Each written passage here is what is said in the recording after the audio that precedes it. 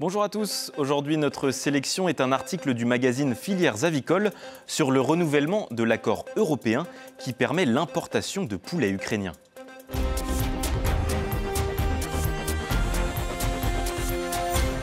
En juin 2022, le Parlement européen avait permis aux produits agricoles ukrainiens d'accéder au marché intérieur des 27, sans payer de droits de douane et sans quota. D'abord prolongée d'1 an en 2023, cette décision a été reconduite le 20 mars jusqu'en juin 2025, comme nous l'explique le journal L'Opinion. Cet accord de libre-échange, sans cesse reconduit, contribue toutefois à la grogne des agriculteurs en Europe. Le plus gros problème est le prix, en particulier dans la filière avicole, c'est-à-dire la volaille. Selon Yann Nedelec, directeur de l'Envol, le filet de poulet ukrainien est 2 fois moins cher que le poulet standard français et 4 à 5 fois moins cher qu'un filet label rouge. Ces prix ultra bas s'expliquent par la main-d'œuvre à bas coût en Ukraine, l'explosion de nos prix de production et d'énergie et la différence de volume produit.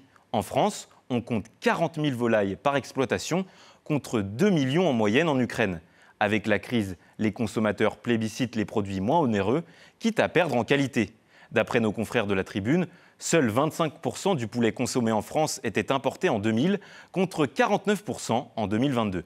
Pour apaiser la colère des agriculteurs, la Commission européenne a donc envisagé un système de frein d'urgence. Concrètement, si les importations de produits comme la volaille ou les œufs dépassent les moyennes de 2022 et 2023, des droits de douane seront rétablis. En parallèle, elle s'autorise à intervenir directement si le marché est trop fortement perturbé. Mais cette double décision ne convainc pas, car les importations ont explosé entre 2022 et 2023. Les seuils pris en référence sont donc anormalement élevés.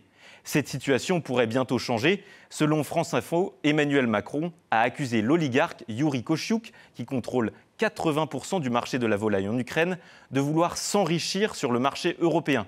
Le patron de MHP a démenti en affirmant que son entreprise faisait vivre 30 000 familles ukrainiennes.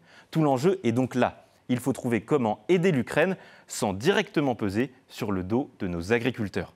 Pour en savoir plus et échanger sur ce thème, retrouvez-nous sur Internet et les réseaux sociaux.